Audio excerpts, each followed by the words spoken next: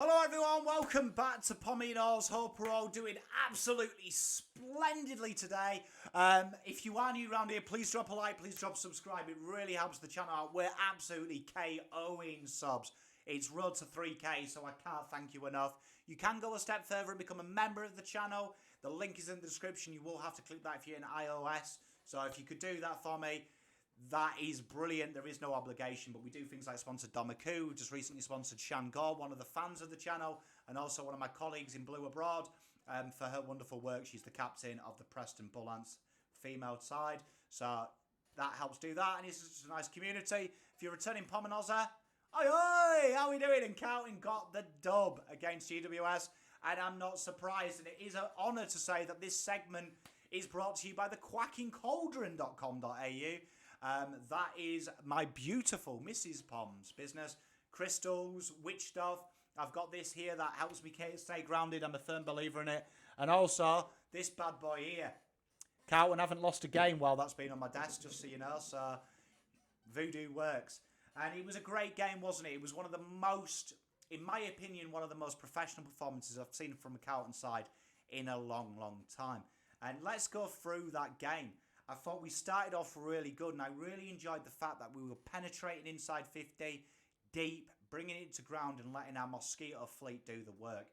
And it was a great tactical masterclass, and the way that we set up was really impressive, I thought.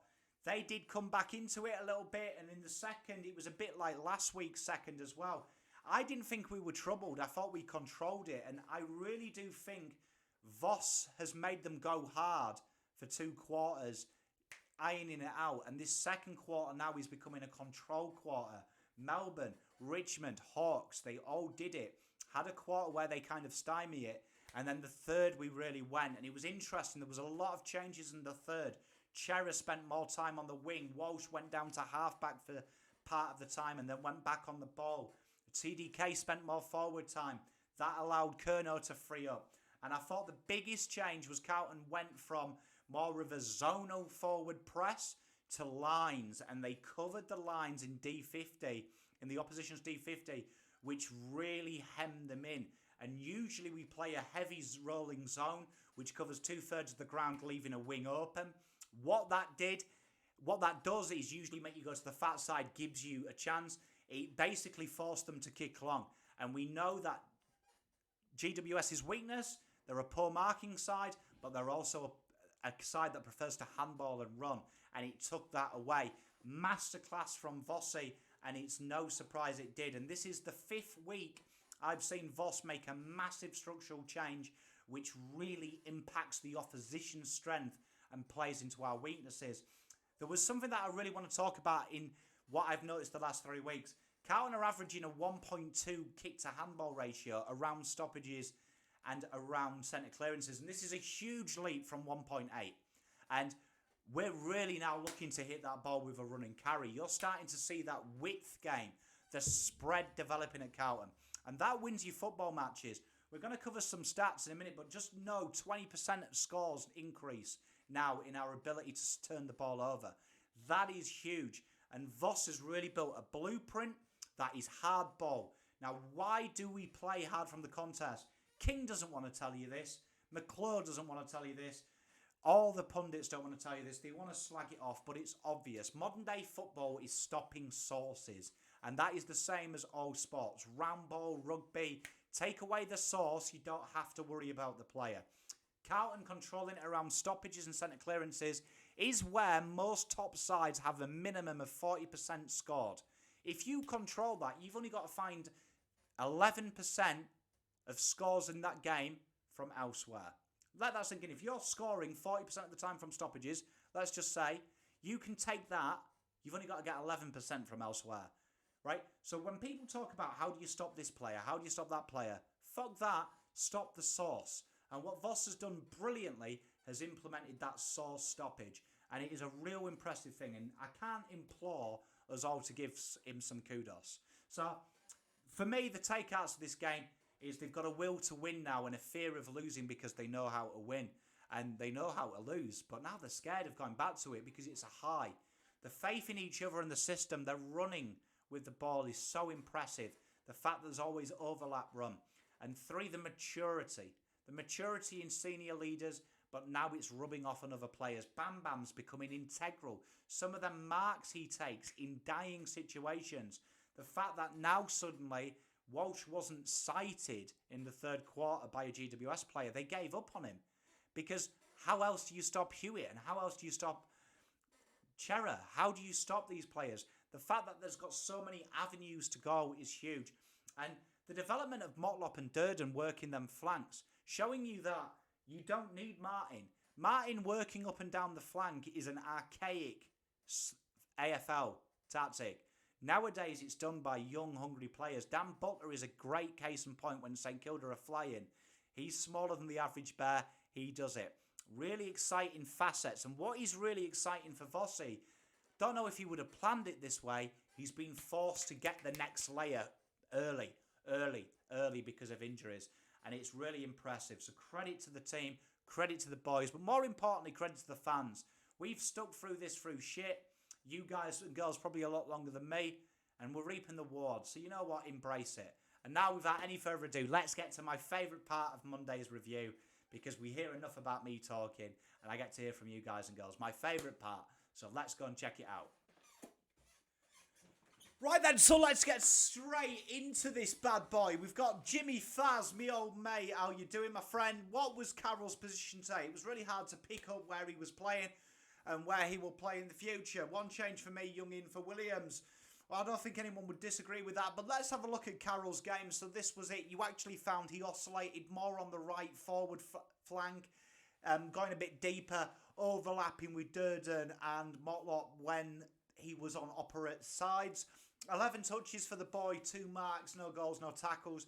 It was a difficult game for Carroll. He kind of got lost into it, which you would expect with an early doors type AFL career that he's got. But he did show signs for me. I think a really important thing is going into stats a lot, people don't actually look at the other stats, if that's what it means, and they're the ones that aren't correlated.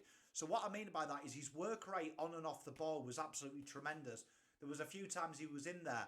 Obviously, if you watch that game, a lot of people will pick up the handball to Kennedy where Perryman decided to go full edge and speared him. It was insane, wasn't it, that handball? But aside from that, he did get himself in the right positions. He was just one of the players that wasn't quite involved enough for me. And I think he'll get another gig. I think his best position is what he's playing. I think you'll start to see a few more rotations on the ball as well as he progresses and his career progresses. But I think as that conduit playing high wing, deep half forward is probably the way to go, because he was a kind of confused junior in the terms of that.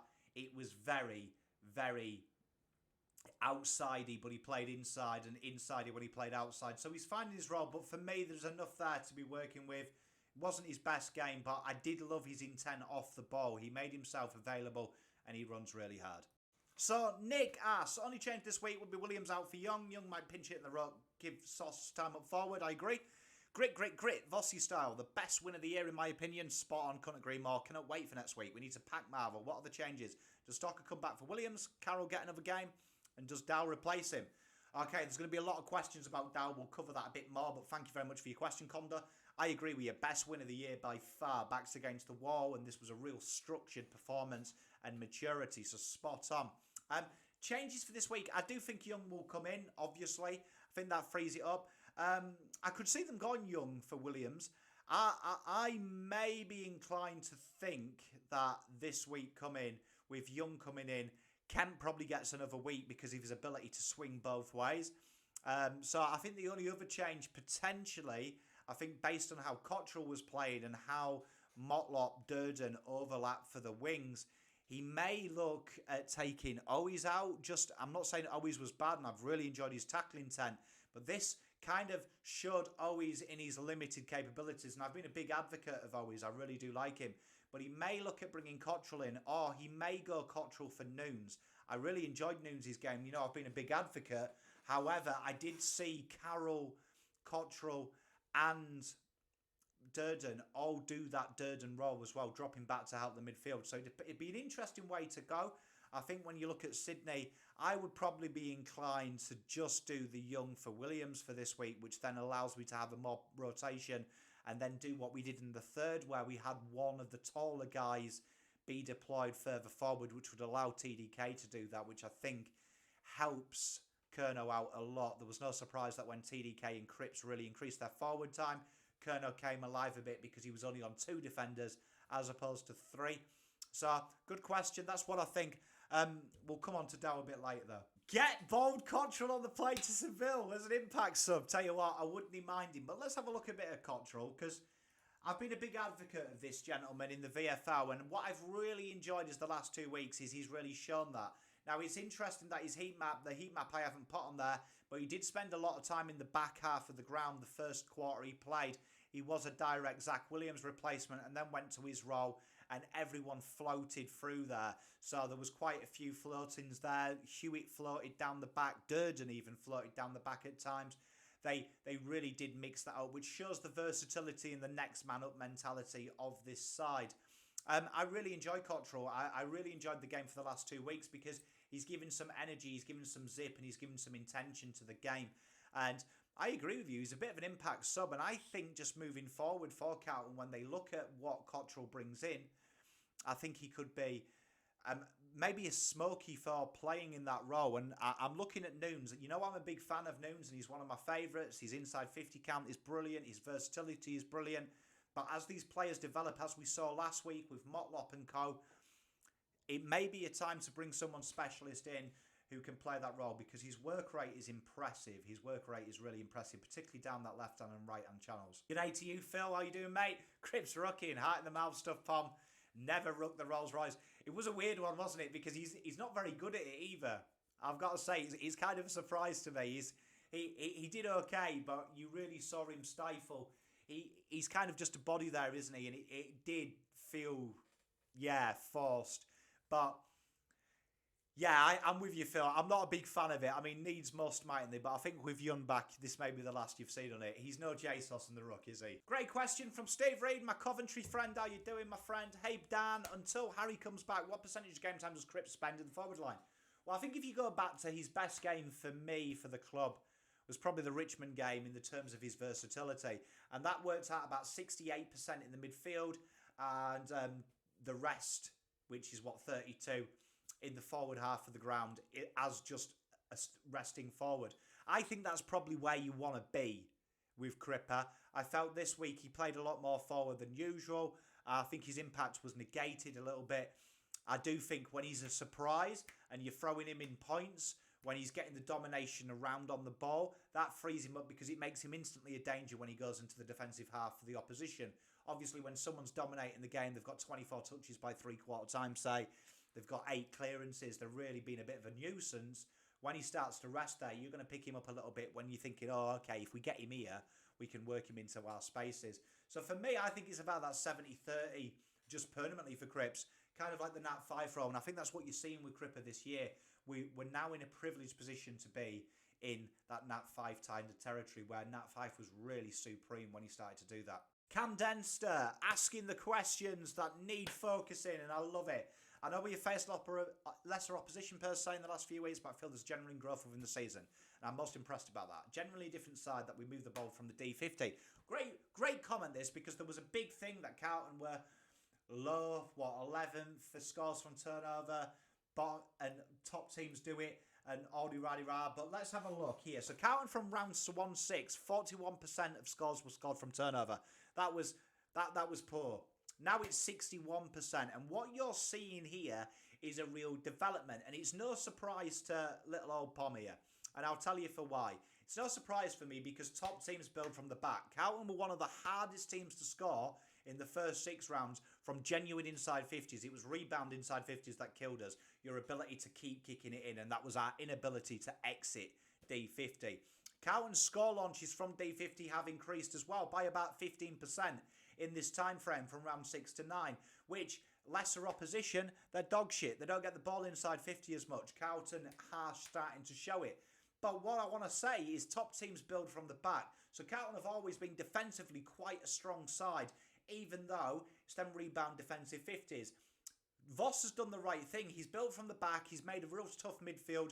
No one's talked about it in the media, showing a real lack of intelligence, of football acumen, and what you build it. Because if you're strong in the midfield, forget about defensive turnovers. Forget about everything. You stop everything if you stop the source, right? So if you stop them feeding the forward line, don't matter what your defenders are doing, the ball ain't going in there. You saw it with GWS in the first. They didn't have an inside 50 till the last 5 minutes of that. Carlton put on numbers even though they weren't exactly perfect. So this is the case. Turnovers are increasing now. Carlton are starting to be a bit more fluid in their rotation and fluid in what they're doing. But the grounds of this side is spectacular. And I want to take just a couple of minutes. Why is no one talking about VOSSYS redevelopment of this club? I don't get it in the media. Carlton have had, statistically, since records have been kept in the last decade as intent as they are, one of the biggest turnarounds statistically up and down the board. Now, the AFL may not want to talk about stats, but stats control sport in all the global worlds. Gone are the days that you've got a fat old guy with a flat cap smoking a dart saying, oh, he looks all right. Nowadays, you've got to verify that with data. If you haven't got data, you're screwed. It was alarming that Carlton went on Blue Abroad the other day, and Brian Cook says we've just started to bring data into our team. Wow. Do you know what I mean? It's been there for 30 years in all the other sports and massively influencing it. When you look at the data, data tells the story. So your eyes show you the story, but the fucking meat is in the data. And what Voss is doing is truly remarkable. Truly remarkable, the turnaround. And it's no surprise we beat GWS with half a side. Because structurally, Voss is a genius. Voss is a genius. Matt, quote me on that. Absolute brilliant. Great question. There's only a matter of time before we got a Dow question. Where do you think Dow would be today if he debuted in the team today rather than the 26th lineup? He'd be in a better position, obviously, because obviously up until Voss walked through the door, Carlton tactics and structure didn't exist. Carlton's tactic and structure was whoever brought you an apple, you got picked in. And I said it in 2020 and 2021, don't be shrouded by the wins because they're individual performances. Now what you're seeing is a structure that benefits individuals. So now when Walsh has a game like last week, it's a huge benefit because the structure was holding its own anyway. And if you go back and watch that game, Carlton were never really threatened. Do you know what I mean? They were victims of poor umpiring, poor indiscipline, but they weren't actually beaten. They were beating themselves, which is something that's going to take a while to iron out for Carlton. I think Dow would be in a better position. I think he's in a position he deserves to be, though, at the moment. I think Carlton had to go out and this is what no one talks about when we give Dow love. And I love Dow. I love him, so I'm coming from a place of love. But if Dow had shown some application, some aptitude, and some development in his game, which you've got to put onus on a player as well. Because remember, Walsh has developed in that time. Kennedy has developed in that time. And you can say Walsh is a freak of nature. Kennedy's not a freak of nature. He's just like every other kid who's ever gone through the draft. But hard work, dedication has got him there. Lockie O'Brien has been part of the system and has worked hard to put himself in a position that when the system changes, he's ready to go. Dow still has them inadequacies. So let's just use an example. Going to the fourth quarter of the last 3 VFL games, Dow has been pretty much unsighted. For an AFL footballer with that amount of time in the AFL system, for me, you've got to look at the question. He is where he deserves to be because the club has had to go out and buy Hewitt and buy Whittaker. They've had to do that because Dow hasn't been that player. He's never shown the defensive application and the footy smarts that Hewitt has, and he hasn't shown the class and the ability to layer possession on possession as Whittaker has. So Carlton have been stymied there. So he is in the waiting queue. I do think if we drafted him today, he'd probably be in a better position. Yes, without a doubt. But I think if buts and maybes, dealing absolutes around here. Great question though, Dom, mate. I love it, man. But it's food for thought, isn't it, bud? Johnny R, getting inside my head. At full strength, can we go all the way? 110%. Yes, and I'll tell you for why. 3 things have been built at this football club, right? And that's if we get away from the tactical nonsense. everyone was saying at the start of this game, oh, Leon Cameron going is going to give some kind of mystical power to GWS. And I kept saying, it's bollocks. It doesn't exist. In the real world, shit like that don't exist. Like, honestly, I have never known anyone do anything to a good standard because of obligation. My kids clean their rooms because they're obligated to. They do it half-assed. They do it half-assed, right? So if there's a genuine reward, though, like PlayStation 5, fuck, room looks like freaking Super Nanny's gone through it. So at full strength, 3 things have been built. 1, belief. Go back last year, Max Gorn talked about belief in their system, and so did Travis Boak when they came from behind in their thing. That they had the security blanket, was Travis Boak's words, on how they would get back into the game because they just had to focus on doing what they do. That's been built at the club. 2 is a fear. Fear of losing now. Because there used to be a fear of losing without knowing how to win. These boys have got wins that they've taken 2 years to win. Let that sink in. 7 wins is 2 seasons for Carlton at some point. So that's huge. That's huge. And that fear now comes with a knowledge of knowing how to win. And 3, the elephant in the room. Everyone tried to shit on Carlton winning Melbourne, but Melbourne didn't say they weren't trying. They were fuming. In fact, round 1, they said that was the kick up the arse they needed. We have that mental edge. We're the only side in the land that's beaten them. And we beat them at full strength. So for Carlton, they will be going into that game knowing when the chips are down, they're fine. They're fine. There'll be a belief in this group they can beat anyone. Because at the moment, there's that Oedipus complex. And I want to go back to Claudio Ranieri at Leicester when they won the Premier League, which is, you'll never see that in AFL. That's like Gold Coast winning the league this year. They said that their first 6 games, it was excitement because they were like, fucking hell, we're winning, right? The next 10 games were kind of like a realisation of, oh, you know what, we're not bad. But then their last 10 games of the year was a belief that they couldn't lose. That if they acquitted themselves and did the task at hand, they would win. And that is what's being built at this club. And there is no reason known why Carlton can't win it at full strength. No reason known why. And I'd love to hear the reason. Austin Morforth, what a fucking win, mate. You know it, budder. Walk chest tall, chest out. Get your fucking, I'm carrying rugs around at work, mate. Mate, spot on. Enjoy the win, my friend. You deserve it. And to swing forward next week when Young returns. You see, I don't doubt it. I don't doubt it. And I think that that's probably the one thing I thought Carlton struggled with was the ability to have someone to help. So I could see 2 things happening with Kent. Motlop and Durden worked really high up the ground to support their defensive crew. That was because we had no Jack Martin. No one's talked about that. That's Jack Martin's job. Now, Kemp in VFL has been TAFE. Jack Martin. So I could see Kemp playing that role as that conduit, allowing them to move up the ground a little bit smarter, which would then leave Motlop and Durden time. Because when the chips came down and they had to go, it's no surprise in the second quarter, the separation from forward line to small forwards was huge. They were really far back, which is why they didn't kick on goals. And then from the 3rd and the 4th, that reset itself, and Carlton were fine. So I definitely think that's a great one, Rob, there, and I think that will happen. But I don't think he'll play actually forward. I think he'll play that Martin role just off the high half forward flank. Win games, selection problems, and I love selection problems when we're winning games. Jamie Caro, how are you doing, my friend? Carraro, I think it is. I've just got to get into my Italian frame of mind. How much will Williams' injury impact us? And do you think it's worth bringing Murkoff to bring in De Koning?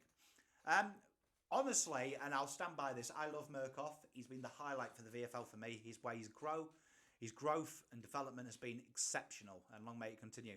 For me, the longer we can keep Murkoff out of this side, the better for Murkoff. Because Ruckman are like dogs. They age 7 years, right? It takes 1 human year is like 7 midfield years. Do you know what I mean? It takes ages. Do you know what I mean? It's like Dow in a ruck year would still be developing, and that's 5 years in the system. It takes a while. So for me, he's building confidence. There's still huge chinks in his armour. Huge chinks in his armour. And I'm willing to wager on this. JSOS in the ruck over Murkoff at AFL level would be more effective. I really do believe that, hand on heart. I love Murkoff, but there's still some big glaring weaknesses in his game. So I do think with Young coming back, it allows TDK to stay forward when we have, and this is what TDK's done really well against Riley O'Brien. Young would take the defensive half ruck stoppages, which then allow TDK to oscillate on the wings, see what we're talking about Jack Martin, which then was that target out there, which then allowed the small forwards to really stay deep. Durden and Motlop this week, that would have been. So I think we'll be all right when Young comes back. For me, let's just cool down with Murkoff because he's building something nicely. Let's not jump in. Anne-Marie, great point here. Can Motlop, Durden play on the wing forward and back as they did today? Yes, I do think that that's an air of necessity, but I do see that as Motlop's job. If you go back and watch him when he was in the Waffle last year, his ability to really impact high up the ground and then get himself back in the forward line is integral. I do think this was a nature, though, of not being able to have TDK take some ruck relief in defensive half. Young was doing that the last couple of weeks. Carlton have really switched that up. Harry in the forward line, they've switched that up, which then allows TDK to go that way. And then that's Jack Martin's job and JSOS's job. Motlop, though, is very strong aerially. And he's not strong aerially in the terms of taking marks. He's very strong in getting space and separation, as is Durden. So I do think moving forward, like a lot of top teams, you'll see that these two will oscillate and try and impact up and down the ground. Motlop's just got a bag of tricks. I think Nick Wishart summed it up brilliantly. It's deeper than Mary Poppins' handbag, his box of tricks. So I really like it, and I think moving forward you'll see quite a lot of that. My big mate, Casey Cordwell. Always love hearing from you, my friend. Really like the win. Guys stepping up in the big moments. O'Brien's goal, Sauce, Durden, Charlie stood up in the last. Plough was excellent. Our leaders were great in big moments. Talk next man up and delivered. Exactly. And I think that's the mentality. I think next man up is a belief in the system. And I think it's no surprise that when you watch the VFL, and it's really important that people start getting around the VFL, all these guys who came in, your Ploughmans, your Motlops, your Kemps, they are playing these roles identically in VFL. So Kemp, for example, last 2 weeks since he's been moved back, part-time key defender, part-time intercept defender, part-time swinging forward. Really important that, because you can mirror their roles into the AFL. So he's Lewis Young, he's Mitch McGovern, he's Jack Martin. You can actually identify where they are. So they're learning the roles like an apprenticeship program. So it's no surprise that that next man up mentality is there. And the greatest thing for Carlton Football Club has been these injuries, and no one's talking about it, because every time someone's come in to do a job, they've nailed it. And now we always talk about confidence. Give him time. Give him 5 games. Give him 10. If you're some of the players that have played on our list, just play the whole fucking season, then we'll delist you. See Aaron Mullet. That is where that mentality is. But that starts at the leadership level. And you hear Voss talk. He's very to the point. You know he backs the players in, but you know he's graded their roles to within an inch of his life. It's a great question, Casey. Next man up mentality exists. Stephen, you know I'm a big fan. I'm going to smash your name as well. Tirabassi. How did that go? Surely as a support group we start getting around a lot. Tired of people saying he turns it over. He isn't chipping the ball around D50, getting efficiency up. He's hitting darts to teammates.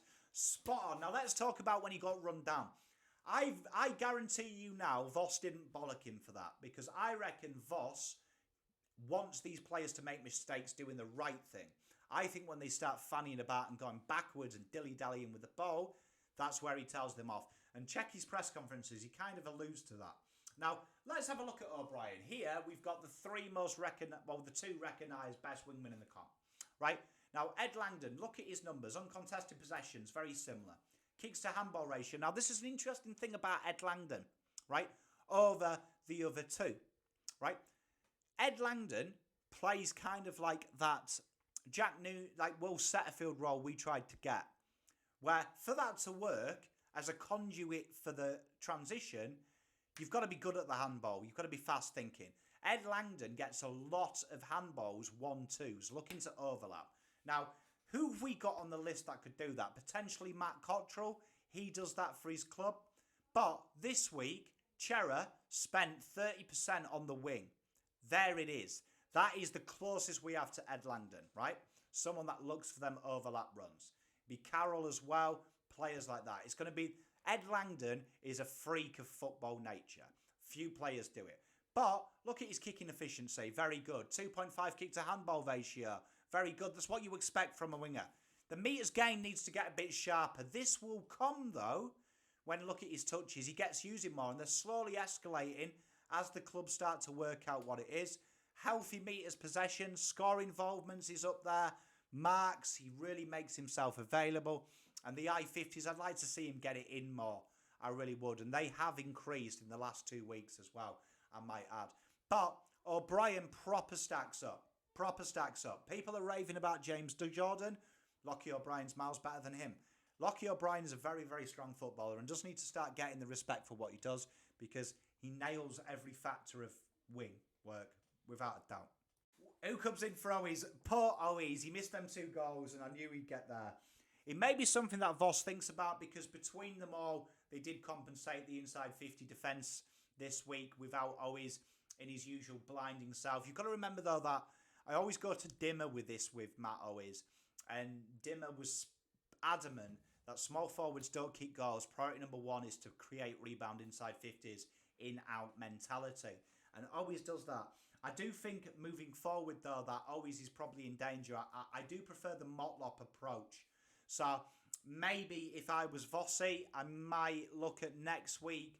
When you look at their backline makeup, you probably need Owens. You probably do need that tackle pressure. I think he may stay in.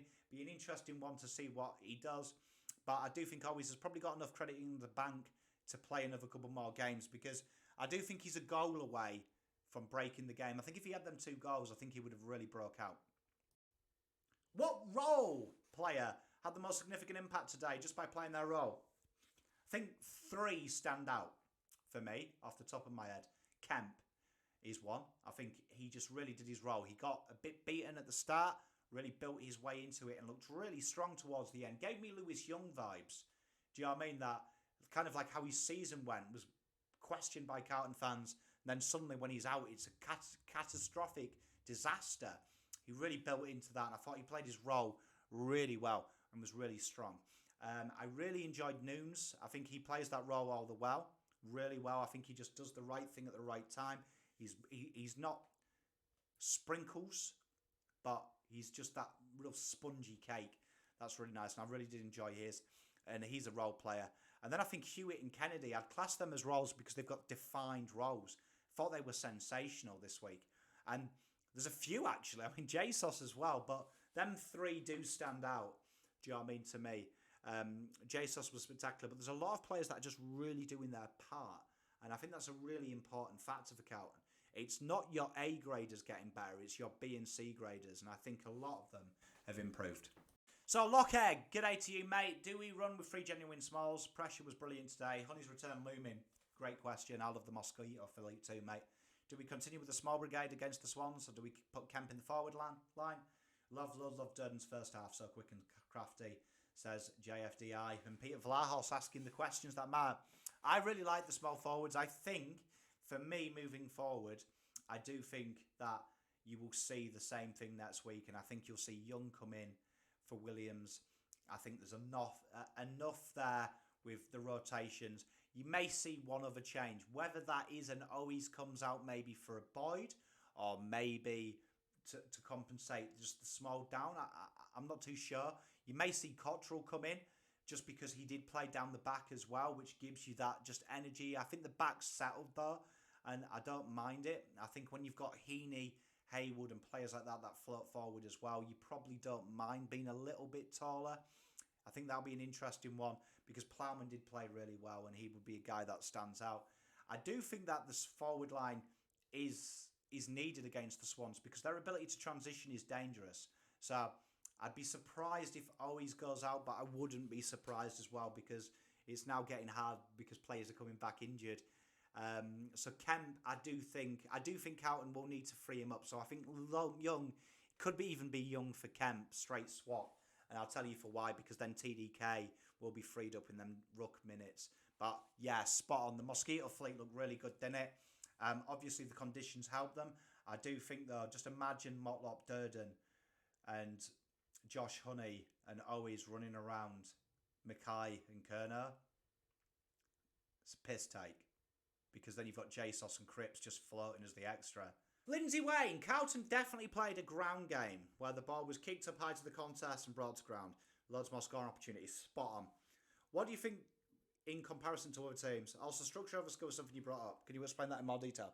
Well, I think what you really saw with Carlton this week compared to other teams is an adaptability. And top teams adapt. Top teams adapt. Like Ben Brown missing from Melbourne. They adapted. Do you know what I mean? Richmond lost Rance. They adapted. Teams adapt. And that is impressive.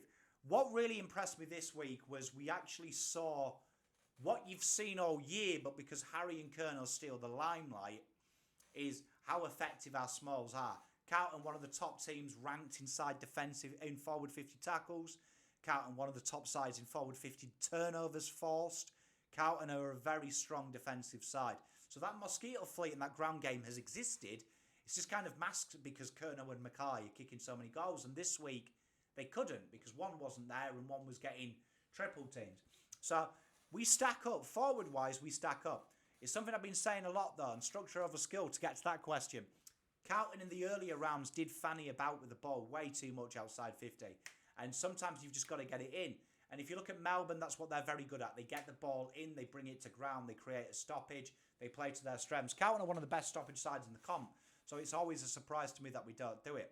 Now, what I mean about structure over skill is look at the Lakers this year in NBA. Top talent, no system, got battered. 2020 Carlton, people got excited. Two things went for them. Players had field days. Walsh, Mackay, Cripps, short and quarters helped them out. Stars didn't beat a lack of system. System wins. Hawthorn's system in their dynasty year, one of the best, and it made stars. But look at them when they went to other clubs.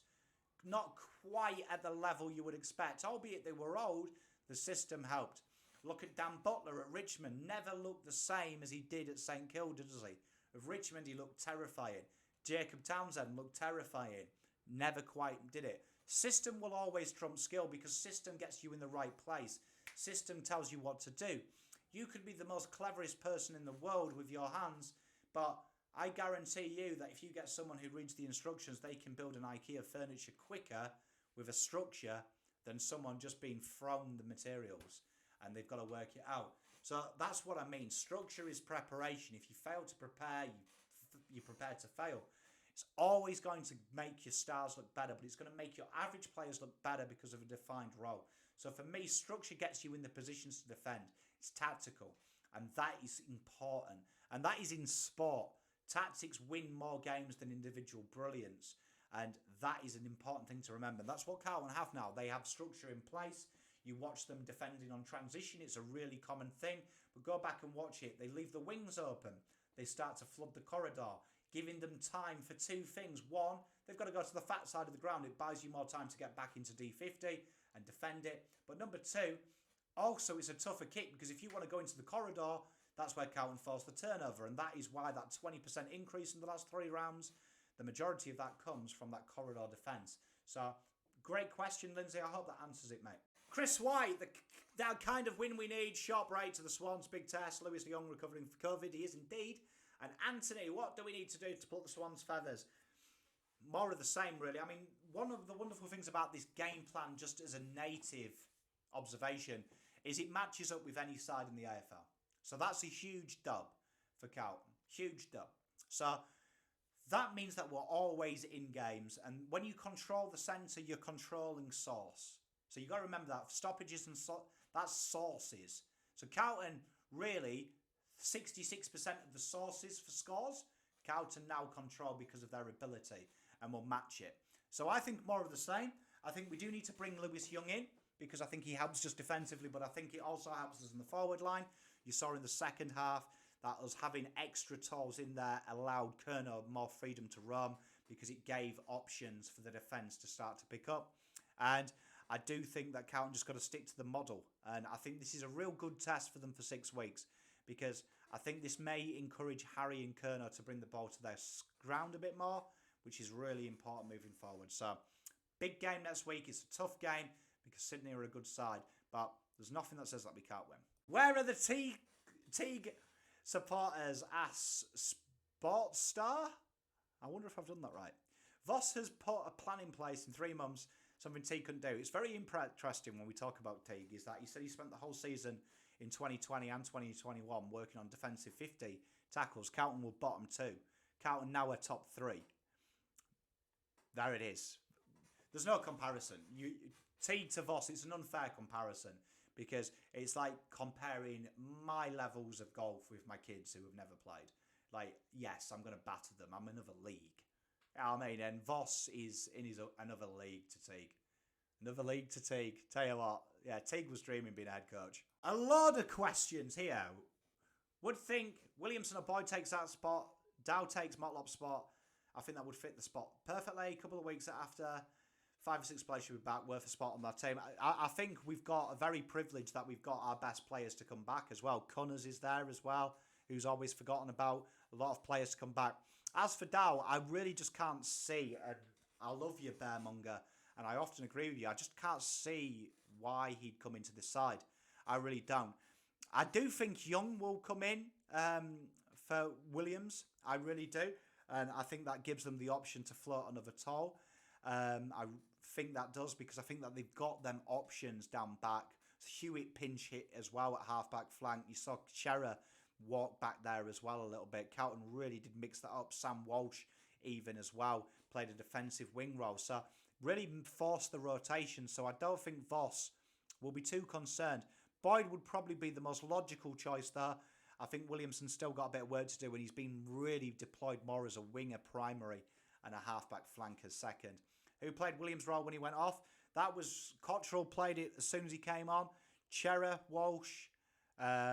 You saw O'Brien went down there. They really did rotate that, and it was just the pinch hits because they did have 6 down the back. So I think Young does come back though to answer your question, Mitch. Question from Cam. Do we need to bring another half-back? Straight swap for Young? I agree with you, mate. I think Plowman on the smalls. I think this week as well he's got Papley. So Plowman knows that. And then you've got Docksard Newman. It is pretty small and pretty tasty. And then it just allows another rotation, which is why you saw Cherry go on the wing a bit as well. There's that rotation. Watto will Stocker replace Williams.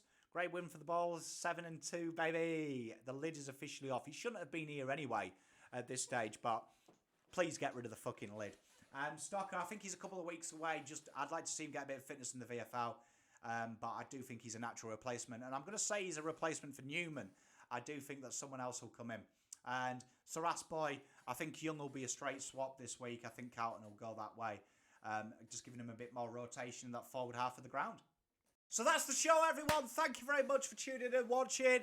Like I say, like and subscribe. It does help the channel out. Check out the quackingcauldron.com.au who are showcasing this wonderful video. Keep your comments and questions coming in. My favourite part of the week. Go Blues. Stay safe. Have a great weekend. Pom out.